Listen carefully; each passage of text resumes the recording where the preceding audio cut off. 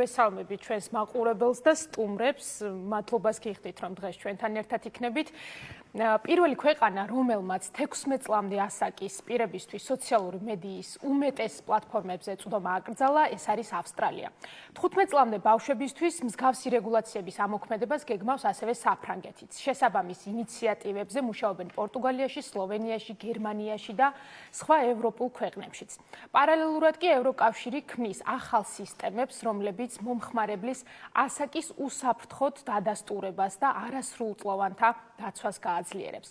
თუმცა ამ მიდგომას მოწინააღმდეგეებიც გამოუჩნდა, მათი აზრით აკრძალვები შესაძლოა პრაქტიკაში რთულად აღსრულდეს, რადგან მოზარდები ყოველთვის პოულობენ ტექნოლოგიური შეზღუდვების გვერდით ავლის გზებს და ასევე არსებობს კითხვები პირადი მონაცემების დაცვასთან, ასაკის დადგენის ტექნოლოგიების სიზუსტესთან და იმასთან დაკავშირებით, ხომ არ გადაიყვანს აკრძალვა ბავშვებს ინტერნეტის კიდევ უფრო ნაკლებად კონტროლირებად სივრცეებში. დღეს ჩვენ სტუმრებთან ერთად სწორედ ამ დილემაზე გვინდა ვისაუბროთ, უნდა აიკრძალოს თუ არა სოციალური ქსელები 15 წლამდე ასაკის ბავშვებისთვის, რას გვიჩვენებს სხვადასხვა ქვეყნების პრაქტიკა და რამდენად ეფექტიანია მსგავსი რეგულაციები და როგორ შეიძლება შევუთავსოთ ერთმანეთს ბავშვების უსაფრთხოება, ციფრული განათლება და მათი თავისუფლება.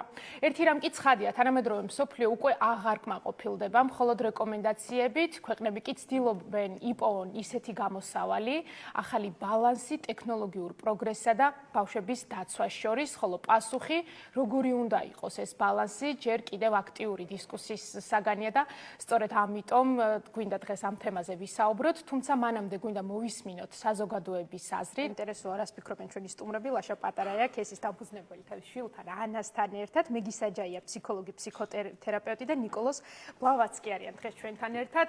საინტერესო იმით, რომ რაღაცა აზრი ორად იყოფა. თითქოს ვიღაცას უნდა რომ იყოს ეს სოციალური ქსელები, არ შეიზღუდოს, ვიღაცა ამბობს რომ უნდა შეიზღუდოს, მაგრამ მე მგონი მაინც სადღაც უნდა მივიდეთ იქამდე, რომ რაღაცა რაღაც პატარა ასაკამდე მაინც ბავშვი 4 წლის ბავშვი უნდა იჭირება ხელში ამდენი გაჯეტი და რაღაცაში ქეკავდეს.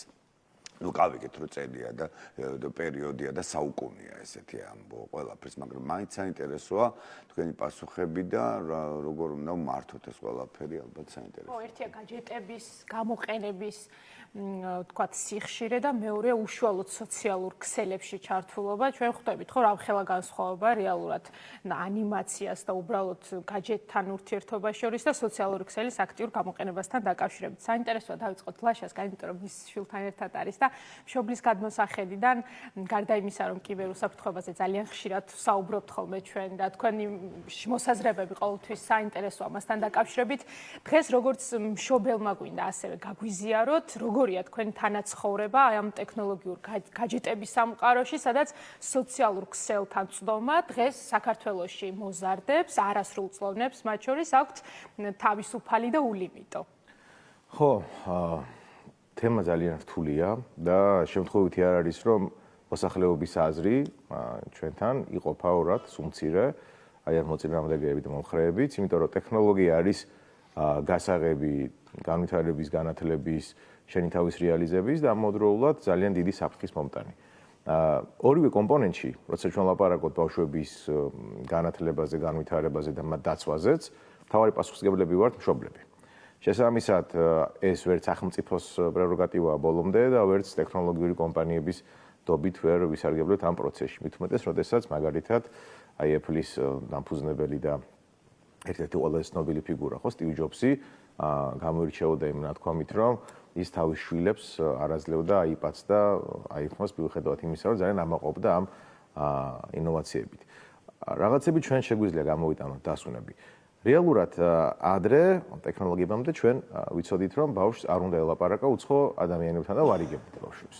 არ უშვებდით ღამე ქუჩაში და ესე უკონტროლოდ არ ცხოვრობდნენ ხო ბავშვები. ეხლა შეიცვალა ეს რეალობა და თითქოს ის რომ ადამიანი ბავშვი სახლში არის, ოთახშია, შენთან ერთად არის ფიზიკურად და ახლოს არის, გვაქვს ილუზორული განცდა იმისა, რომ შენთან არის, ახლოს არის. სინამდვილეში მოწყვეტილია. ხო, სინამდვილეში გაცილებით მეტი შესაძლებლობა აქვს სხვა ადამიანებთან კომუნიკაციის, მეტი შესაძლებლობა აქვს ბევრი ისეთი რაღაც არასასიამოვნო და არასასურველი კონტენტის მიღების და ეს ყველაფერი ძალიან დიდ გავლენას ახდენს. ანუ პირველი რაც უნდა გავიაზროთ, ეს არის ის, რომ დღეს თუ ბავშვი ოთახში ზის და iPad-ში, ტელეფონში, კომპიუტერში მუშაობს, ეგ არნიშნავს იმას, რომ იგივენაირი საფრთხეები არ ემუქრება გაცილებით უარესი, ვიდრე ეს იქნებოდა ტრადიციულად ქუჩაში ღამე. მშობელს უნდა კონდეს ინფორმაცია სრულად რა კონტენტს მოიხმარს მისი შვილი. აი ეს ცოტა უფრო და ძალიან კარგია, რომ ფსიქოლოგის კომპონენტი შემოიტანეთ გადაცემაში, ჩვენ ბევრჯერ გვისაუბრია ამ თემაზე და ეს ალბათ მთავარი გასაღები სწორედ ფსიქოლოგის პერსპექტივიდან დანახული რჩევები და რეკომენდაციებია, იმიტომ რომ ეს არ არის რაღაცა, რასაც ჩვენ ტექნოლოგიებით შევზღუდავთ, ჩავკეტავთ და დამთავრდება ამით პროცესი. რა თქმა უნდა, არის ინსტრუმენტები, რითიც ჩვენ ვაკონტროლებთ ბავშვებს ეკრანის გამოყენების დროს, რა აპლიკაციებს მოიხმარენ, გარკვეულ ფილტრებს ვაყენებთ, არსებობს ეს აპლიკაციები iPhone-ზეც, Android-ზეც, კომპიუტერებზეც, მაგრამ ეს არ არის მთავარი გასაღები.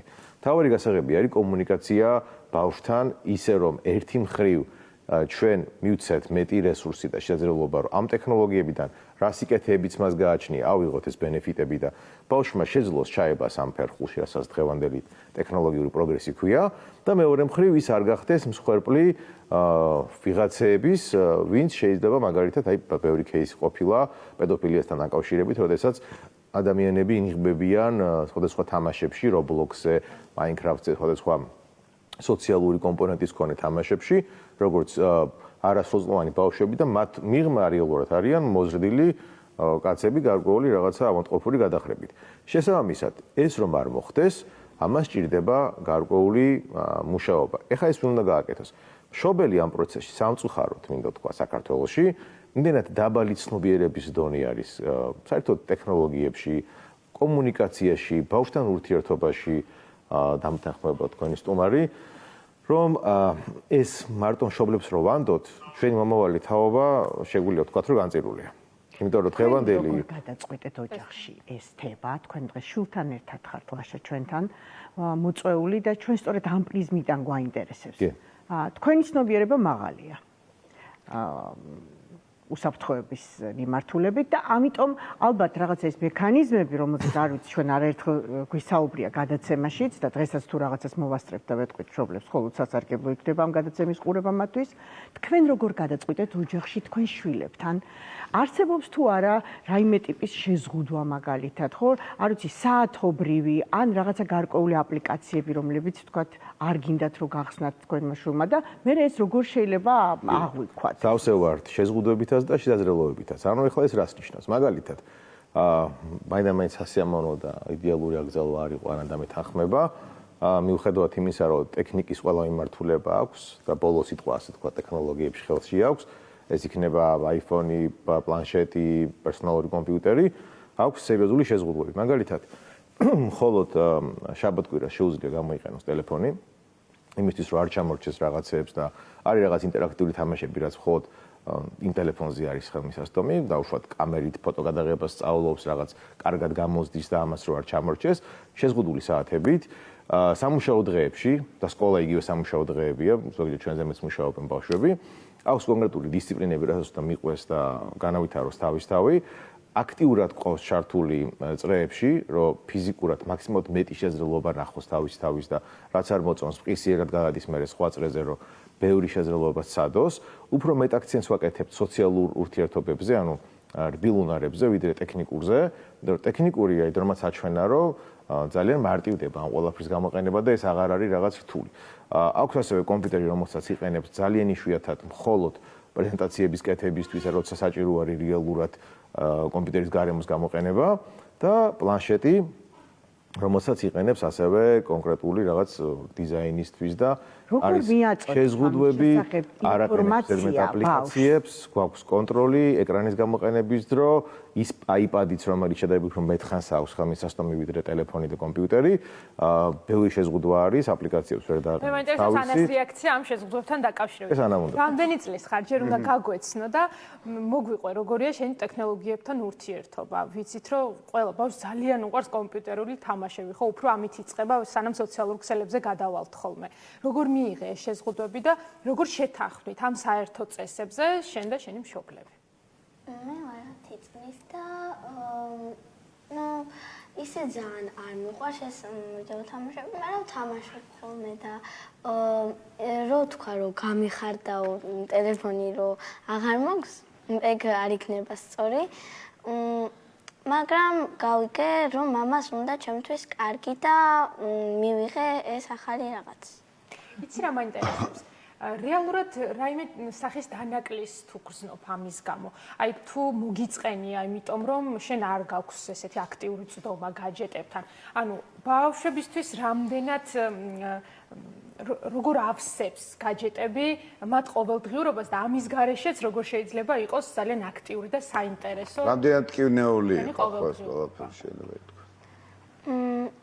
რო ვთქვა რომ ძალიან დამოკიდებული ვიყავი ტელეფონზე, არ ვიყავი, მაგრამ ის რომ ჩემ მეგობრებთან ანუ მიწერა ძალიან მომწონდა და ცოტა მიჭირს ეგ, მაგრამ ის არ მომწონს რომ ჩემი ტელეფონთან არ მოქვს და ვერ ვურეკავ მეგობრებს და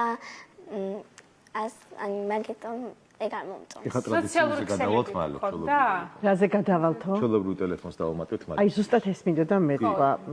მეტნაკლებად ეხლა რაღაც ასაკამდე არის, როდესაც მშობლებს დავყავს, მოყავს ხო ბავშვები, მაგრამ არის მე როცა უკვე იწყებენ დამოუკიდებლად მოძრაობას და ეხლა ეს ის ფაზა აქვს, როცა უკვე გადადის დამოუკიდებელ მოძრაობაზე და შესაბამისად აქ უკვე დაჭირდება რომ დაარეკოს, დაურეკო და ასე შემდეგ. ჩვეულებრივ ტელეფონს ამაჟეს ჩვეულებრივი ტელეფონი ყოველდღიური კომუნიკაციისთვის ზედმეტი რაღაცები. რომელშიც არ იქნება ინტერნეტის სმარტფონი და არა რაღაც მულტიმედია აპლიკაციებით სავსე მოწყობილობა, კომუნიკაციის როცა შეიქმნა ტელეფონი თავიდან, იმისთვის ექნება ცალკე მოწყობილობა.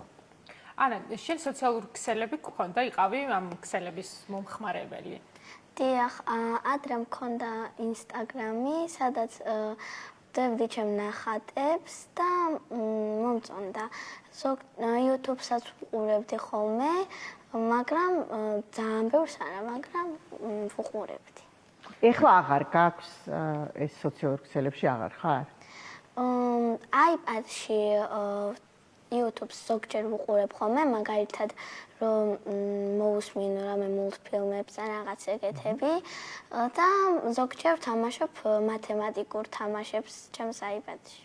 ანუ სწორად იყენებ მაინც რაღაც თვალსაზრისით, იმიტომ რომ რასაც გისმენ და ხომ ხვდები რომ შენ ზუსტი მიმართულებით, სწორი მიმართულებით იყენებ ამ ყველაფერს. უბრალოდ შენ ხანდახან შენთვის სასურველ თემებს მიაკითხავ ხოლმე ამ სოციალურ ქსელში. რაღაცას დავამატებ თუ შეიძლება.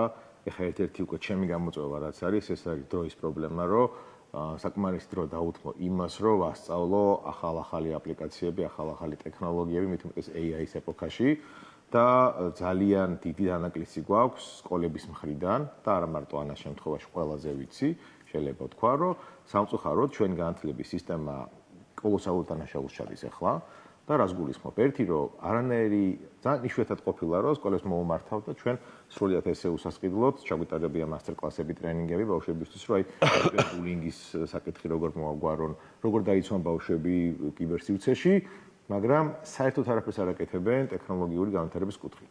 ანუ საგანმანათლებლო რესურსებზე არსებობს საგანი, თუ არ ვცდები ისტიქვია, რომელიც იმდენად ძველია და იმდენად არაპრაქტიკულია, რომ ბავშვები არც შედიან, ფორმალურად არსებობს ეს საგანი, როგორც საჯარო ისე კერძო სკოლებში.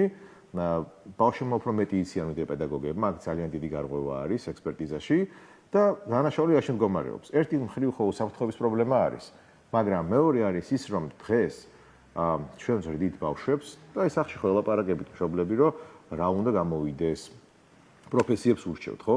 აი ეს პროფესიები რაც დღეს არსებობს, რადგან ეხლა თქვენ ბავშვებთან კომუნიცირებთ, 80%-ის უყველაზე ცოტა ეს როლები აღარ იარსებებს რამდენიმე წელიწადში. აღარ იარსებებს მაგალითად რადიოლოგია მედიცინაში უკვე ბევრ გარამ ამოვიდა, ხო? აღარ იარსებებს რაღაც ბევრი ისეთი ამოცანა, რაც რუტინად ბუღალტერია მაგალითად სხვა ფორმით იქნება, იურისტების ამდენი მოთხოვნა, ანუ რისთვისაც ახლა ჩვენ დავყავს ბავშვების სკოლაში ვამზადებთ და რაღაცა, ეს საერთოდ შეიცვლება და თან ეს იქნება რამოდენიმე წელიწადში და ამ მიმართულებით ახლა ჩვენ ყველა სკოლა კონცენტრირებული უნდა იყოს, ეს შეიძლება ვთქვათ, რომ ეროვნული უსაფრთხოების საკითხიც არის, იმიტომ რომ 10 წელიწადში ჩვენ სად ვიქნებით როგორც მოსახლეობა, გვეყოლება თუ არა ხალხი, რომელსაც არ ექნება რეალიზების საშუალება და უნდა იყოს რაღაც უნივერსალურ შემოსავალზე რაღაც სოციალიზმისკენ წავიდეთ. UBI-ს ეძახიან ამას დასავლეთში, უნივერსალური საბაზო შემოსავალი, ეს დიდ პრობლემას შექმნის. თუ ადამიანები დაკარგავენ როლს, ვერ ექნებათ სამსახურები, ვერ ექნებათ შემოსავლის წყარო, საკუთარი თავის რეალიზების რესურსი, ეს გამოიწვევს ეკონომიკურ პრობლემებს, სოციალურ პრობლემებს, კრიმინალის ზრდას და ზოგადად ეგზისტენციალურ პრობლემას შეიქმნება და ამაზე არავინ არ საუბრობს და ეს არის ჩემი აზრით ყველაზე დიდი პრობლემა. ეხლა ბავშვები უნდა იჩნდნენ, სწავლობდნენ ამ ისტის მაგივრად და კიდე რამოდენიმე საგანსაც ჩავანაცვლებდი, მაგრამ ეს ჩემი პრეროგატივა არ არის.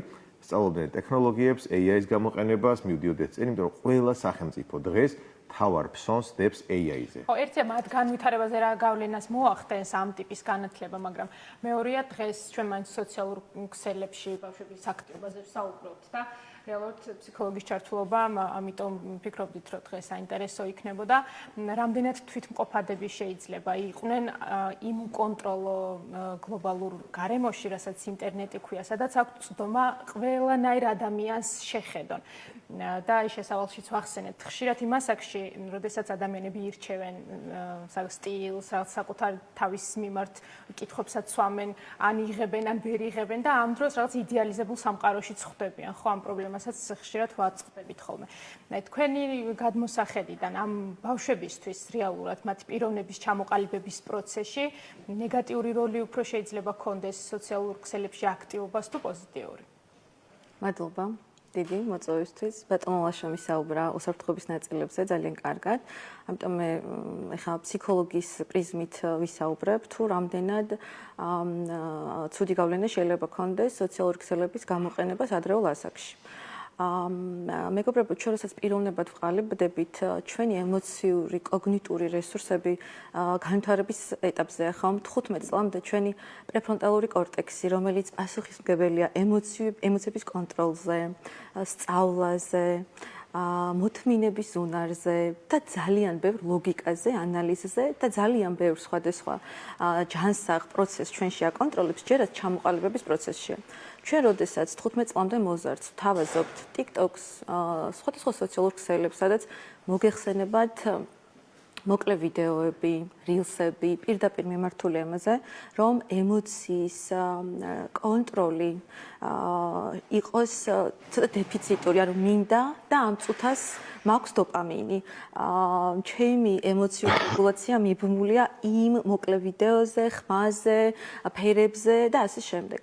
არა მარტო ვიდეოებს, ხო, ეს TikTok-ს არ ეხება მხოლოდ სოციალურ ქსელებს. აქ არის პრობლემა უკონტროლო გამოყენება, დიდი რაოდენობით გამოყენება და რა კონტენტს ვთავაზობთ. ხო, ჩვენ ვისაუბრებთ დახმარების ნაწილზე, რა კუთხით შეიძლება რომ შემოვიტანოთ ტექნოლოგიები ჩვენს ყოველდღიურობაში.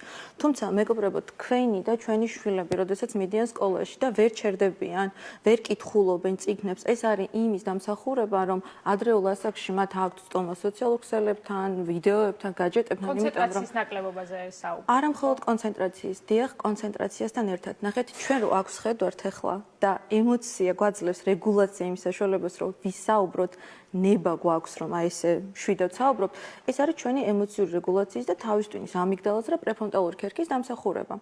ჩვენი ბავშვობა სხვანაირი იყო, თუ გახსოვთ, ჩვენ სულ ვიყავით ეზოში, ურთიერთობები გქონდა და ნაკლებად იყო ინტერნეტი. ინტერნეტის პრობლემა რა არის და სოციალური ქსელების რომ ნახეთ, თუნდაც წიგნის წაკითხვის დროს მე მჭირდება რომ ჩემი კოგნიტური რესურსი, ანუ ღრმად ვიყო ჩართული პროცესში.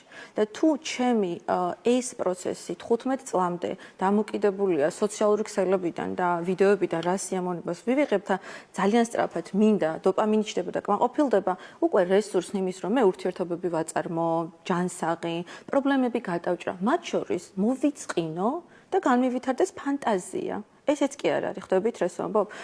ამ დონის საფრთხეებია და ასევე თქვენ რაზეც ისაუბრეთ, რომ ნახეთ, ილუზორულია სამყარო.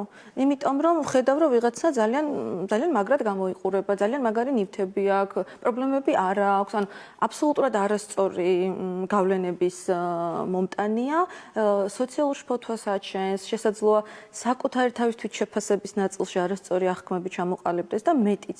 ეს ამდენი ინფორმაცია ჩვენ თავის ტვინს აქვს შეზღუდვა.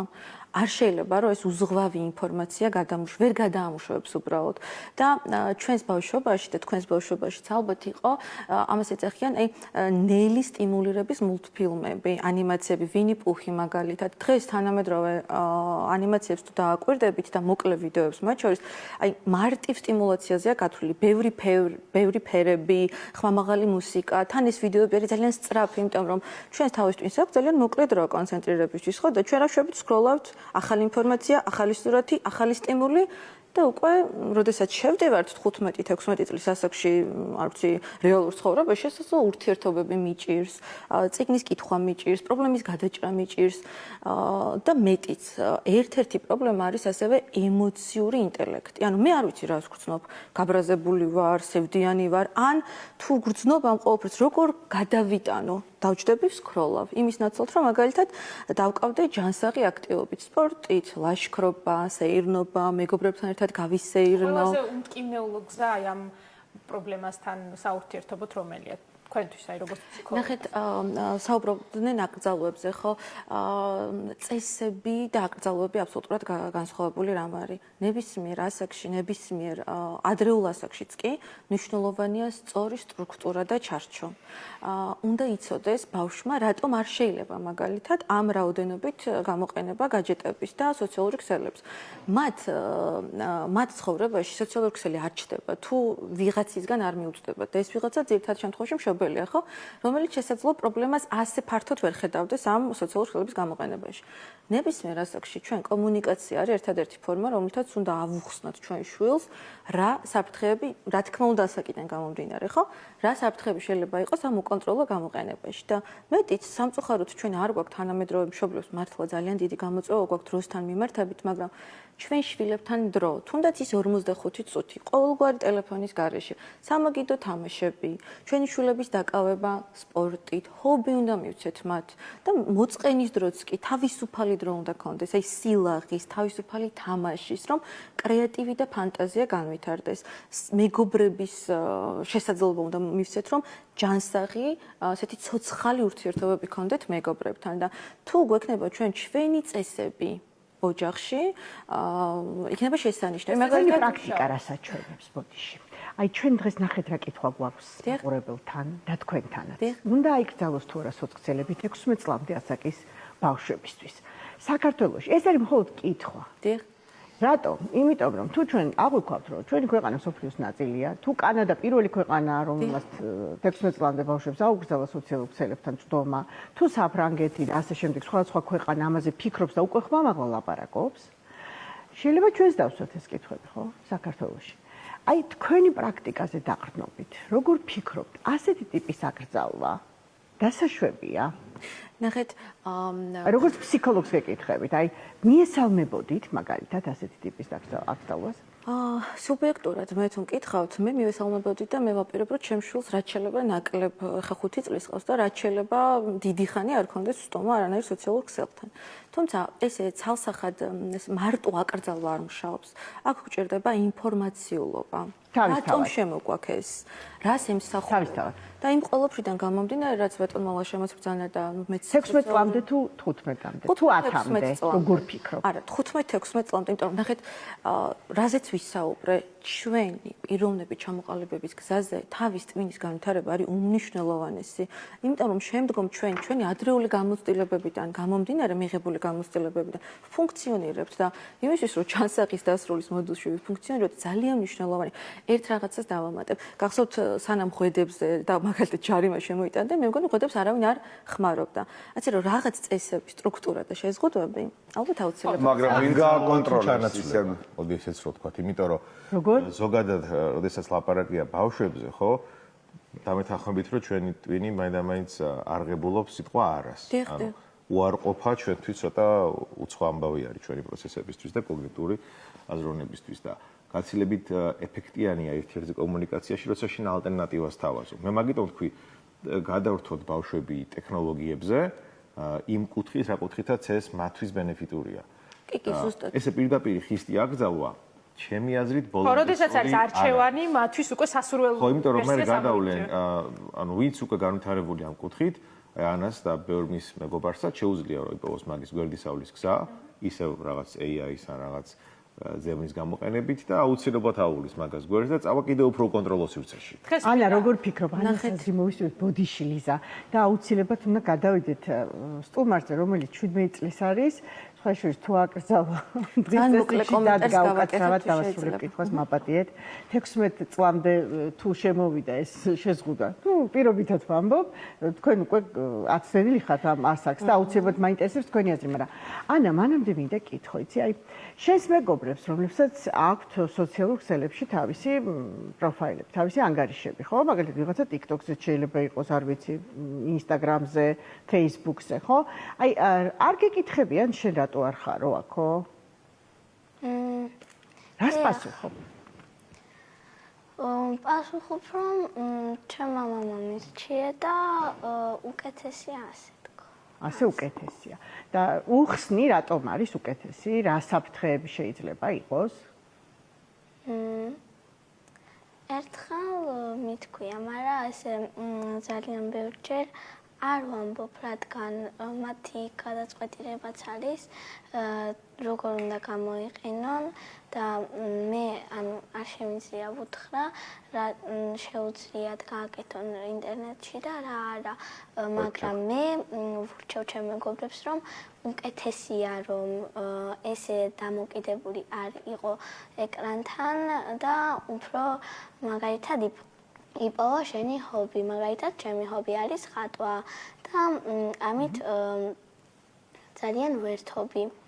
კი ბატონო, გასაგებია. ძალიან მოკლე კომენტარს გავაკეთებ შეიძლება ორი სიტყვით, რომ ზუსტად ამაზე ვსაუბრობდი, ძალიან დიდი მნიშვნელობა აქვს ტონს, ფორმას და წესების შემოღებამდე ჩვენ რა ინფორმაციას მივუწვით ბავშვმა იცის ეს რა სჭირდება და ჩანაცვლებაზე რო საუბრობდით ზუსტად ეს არის რომ ჯანსაღად ჰობი, სპორტი, მეგობრები ეს არის ძალიან მნიშვნელოვანი მათ ყოველდღიურობაში. ნიკოლოზ ბლავაცკი 17 წლის უკვე აცდენილი ხართ იმ ზღვარს რაც შეიძლება რომ ზოგიერთ ქვეყანაში შეზღუდვის სახით ამუშავდეს ან უკვე ამუშავდა და ჩვენც ამაზე ვსვავთ დღეს კითხვებს როგორ უყურებთ 17 წლის ასაკის გადმოსახედიდან თემას რომელზეც ჩვენ დღეს ვსაუბრობთ კი ზოგადად სოციალურ მედიაზე როდესაც არის საუბარი მით უმეტეს მოზარდებისთვის ყურადღება ძალიან გამახვილებული არის აკრძალვაზე და სოციალური მედიის ნეგატიურ მხარეზე ეს ნეგატიური მხარეები ყველაფერი ვალიდური არის და ასაღნიშნია რა თქმა უნდა, მაგრამ ამ ყველაფრის აღნიშვნით მნიშვნელოვანია რომ არ გადავაბიჯოთ იმ პოზიტიურ მხარეებს და მრავალ პოზიტიურ მხარეს, რაც სოციალურ მედიას გააჩნია. მე მაგალითად ახლა სასწავლებლად მივდივარ ფინეთში და ზუსტად ამ შესაძლებლობის მიღების საშუალება მომცა სოციალურმა მედიამ. უდიდესი როლი უკავია, რა თქმა უნდა, ჩემი მშობლების და შრომის გარდა. სოციალური მედიის საშუალებით მე მივიღე ცნობადობა, ამემაღლა ცნობადობა რაღაც პროექტებზე, ოლიმპიადებზე, სხვადასხვა უნივერსიტეტებზე, ევროპაში სწავლაზე, თუნდაც ამერიკაზე. და ეს ყველაფერი, ეს ყველაფერი რომ წაართვა მოზარდებს, მით უმეტეს ამ ასაკებში, მაგალითად 11-დან 15 წლის ასაკებში, ალბათ დამეთანხმებით, რომ მოზარდი ყველაზე გავლენადი არის. და როდესაც ამ შესაძლებლობას მას არ თმევ, ჩემი აზრით უფრო მეტ დანაკლის სხვაგან არ შეიძლება და ამ ინფორმაციის მიღება მარტო სოციალურ ქსელებში იყო თქვენთვის ხელმისაწვდომი ფიქრობ? რა თქმა უნდა შეიძლება ახლა ალტერნატივები ყოველთვის არსებობს, მაგრამ ვერ იქნება იმ დოზით, როგორც სოციალური მედიით ვიღებ. მე როგორც მოზარდი შეიძლება ცოტა უცნაური იყოს, მაგრამ 10-დან 15 წლამდე ანუ ის პოზიტიური ნაწილები რაც არის ინტერნეტის შეიძლება იყოს აი 5%, ხო? და ის დანარჩენი 95% შეიძლება იყოს სრულიად არაფრის მომცემი. შესაბამისად ამ 11-დან 16 წლის ასაკის მოზარდებისთვის დავარეგულირებდი ნეგატიურ კონტენტს და უფრო წავახალისებდი პოზიტიურს. თუ ქონია გამოცდილება, როცა შეგიშალა სოციალურმა ქსელებმა, აი ვისაც ის მეცადინეობის პროცესი აქვს, აი ყოველთვის ტელეფონზე დამოკიდებულია პარალელურად და ვეღარ იგებს ახლა მეცადინოს თუ სკროლოს თუ მესიჯს უპასუხოს და აი ესეთი არჩევნის წინაშე თუ დამდგარ ხარ, თუ იყო ხელის შემშლელი რაღაც პერიოდი მაინც, შენ თუ გიგრძნია, აღმოგიჩენია საკუთარ თავთან, რომ ხელს გიშლის. რა თქმა უნდა, კი. ეხლა მე რო გითხრათ, რომ არა და ძალიან მოგატყუებთ, ხო? და მეც და ჩემი ასაკის ყველა ბავშვიც ესე არის. მაგრამ ამ დროს ჩემი აზრით ვერანაირი შეზღუდვა ვერ გააკეთებს შენზე გავლენას, ეს არის გადაწყვეტილება, რომელიც უნდა მიიღო დამოუკიდებლად. ეხლა მე უნდა დავატანო ჩემ თავს ძალა, რაღაც გამოცდა თუ მაქვს ერთ კვირაში, რომ ეს ტელეფონი ავიღო, გამორთო და გადავდო სხვა ოთახში. შენ დავდო საწოლზე, სიტყვაზე, რომ მეცადინეობის პროცესში არ შევეხო ამ ტელეფონს. ეს არის ინდივიდუალური გადაწყვეტილება, რომელიც ყველამ უნდა მივიღოთ და შესაბამისად, შენ თუ ამ ყველაფერს აკრძალავ და ესე ხელოვნურად შეზღუდავ, მე მგონია, რომ უფრო არასწორი იქნება ვიდრე პოზიტიური. რო ნებისყოფის გამოცდის მომენტიც არის, ახ როდესაც შენ შეგიძლია გადადო ეს ყველაფერი და არ შეეხო. თუმცა ძალიან ბევრი ადამიანი ვიცი, არც სოციალური ქსელი აქვს, არც ტელეფონი აქვს, არც არანაირ გამოიყენებს არანაირ გაჯეტს, მაგრამ ხო არსებობენ და უფრო განათლებულებიც არიან დაუშვათ და აქედან განათლებას არ წლებულობენ. თუმცა ძალიან საინტერესოა ხო თქვენი რა გიძებთ. ეს ზუსტად მაგაზე ახლა საუბრობდა ხო რომ ეს ნება რო განვითარდეს რომ მე ტელეფონი გადავდო ზუსტად 15-16 წლამდე მე ესეთი უკონტროლო კავშირი არ უნდა მქონდეს იმიტომ რომ ფიზიოლოგიით რა როგორ მუშაობს რომ ის ვიდეო რო ნახე და ის სოციალურ ქსელი რო დავსკროლე თუ ავსკროლე დოპამინი გამომიმუშავდა და უკმაყოფილდი და უკვე აღარ მინდა რა მეტი რესურსის ჩადება კითხვაში წერაში და ამაზე ელაპარაკი რომ ხელს მიშლის უკონტროლო გამოყენებაზე ვლაპარაკობ ჩვენ და შეზღუდვაზე ვლაპარაკობ ხვდებით თორე ჯანსაღ გამოყენებაზე ბატონ ალაშა მისაუბრა და იმისთვის რომ ეს გადაწყვეტილება მივიღო იქამდე მე არ უნდა მქონდეს შეხება კულტურა არ უნდა იყოს რა სახლში ოჯახში გარემოში რომ რაც როგორც დავიწყეთ ხო რომ თითქოს შენს გვერდით აშვილი და ამ დროს რაღაცა სკროლო სხვაგან არის აბსოლუტურად აქ და ამჟამად არ არის ანუ რეალურ ცხოვრებას აცდენილია და აქ და ამჟამად ყოფნა არის ერთ-ერთი მნიშვნელოვანი ამბავი იმისთვის რომ შემდგომში მე პიროვნებამ ბევრ პრობლემას ბევრ ცხოვრებისეულ გამოწვევას გავცე საჭირო და შესაბამისი პასუხი ამის დეტალსაც დავამატებ რომ პირველ რიგში ძალიან მაგარი ახალგაზრდა ნიკოლოზი იშვიათი გამონაკლისი და ჩვენ ვერ გავაკეთებთ სონს იმ რაღაც იშვიათ თემაზე როცა ადამიანმა თავისი ოჯახიდან რაღაც შევა ბიძა, მამა, დედამ დაგარიგა რაღაცეები თავის დროზე ჩაგიდო ეს ინსპირაციები და წახვედი სწორი მიმართულებით იყენებ განათლება გინდო და შენ გქონდა ეს მიზანი და განვითარებაზე ორიენტირებული ადამიანი და ამისთვის ხარ განწყობილი ხარ შენ ამის. ხელს არ აშლებებს 95% რომელიც არ არის ესე ჩამოყალიბებული ცხოვრების ტრაექტორიებზე, არის ის რა უნდა ესე კაფიოთ არდევს რაღაცა მასში, მისთვის ეს არის სრულიად დამაბნეველი მომენტი. ჩვენ ერთი რაღაც უნდა გავითვალისწინოთ. ბავშვები უბრალოდ ესე კი არ არის რაღაც ინტერნეტში შედიან და თვითონ ირჩევენ რაღაცას რა უნდა. ჩვენ არჩევანის საშუალება სამწუხაროდ ხშირად არ გვაქვს. ანუ ჩვენ ბავშვებს ტოვებთ მრავალ მილიარდიანი, მრავალ ტრილიონიანი კორპორაციების პირისპირ, რომელთა უზარმაზარი ექსპერტიზა, 10 წრეულებით გამოცდილება, კვლევები, ფსიქოლოგიური ექსპერიმენტები, ტექნოლოგიური ინოვაციები ხმარდება ზუსტად იმას, რომ ბავშვების აი ეს თვალები აკონტროლონ, მარტივად რო ვთქვათ, შეისწავლონ მათი ქცევა და შეისწავლონ იმისთვის, რომ განსაზღვრონ მომავალში. საბოლოო ჯამში ეს კონსუმერული ეკონომიკის პრინციპები არის და აქამდეც კეთდებოდა, მაგრამ დღეს ეს როგორც კეთდება, ესეთი რამ არასდროს არ ყოფილა აქამდე და დღეს პრაქტიკულად ბავშვი რომელიც და მათ შორის მოზარდებზე შეგვიძლია ძალიან ბევრი ვთქვათ, TikTok-ი ძალიან კარგი ანარეკლი არის საქართველოში რა ცნობიერების დონე გვაქვს სამწუხაროდ მოზარდ ასაკშიც, რა არის მთავარი ტენდენციები რო ნახოთ, შეიძლება ძალიან შევარდეთ. ამიტომ ეს დიდი ინდუსტრია მომართული არის ბავშვებზეც, დიდებზეც და მათ უბრალოდ იმიტომ რომ რაღაცა შეიძლება გამოავლინონ საუკეთესო თვისებები და აირჩიონ განვითარების გზა, ესე ვერ დავტოვებთ პირისპირ. სადღაცას წესები არის ძალიან მნიშვნელოვანი.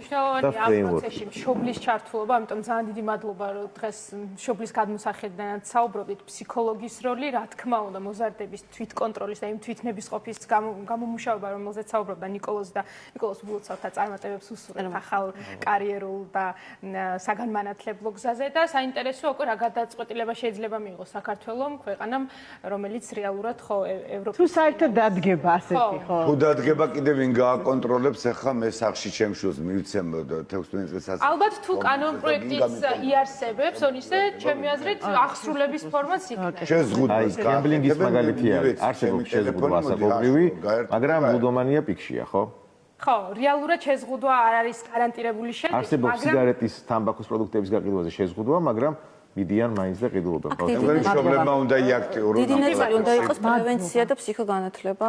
ვაშა პატარაია, ქესის დამფუძნებელი, ანა პატარაიასთან ერთად გსტუმრობდა, მეგი საჯაია, ნიკოლოზ ბლავაცკი იყვნენ ჩვენი სტუმრები. კიდევ ერთხელ მადლობა, რომ ამ საინტერესო თემაზე ჩვენთან ერთად მსჯელობდით, დაგემშვიდობებით თქვენ.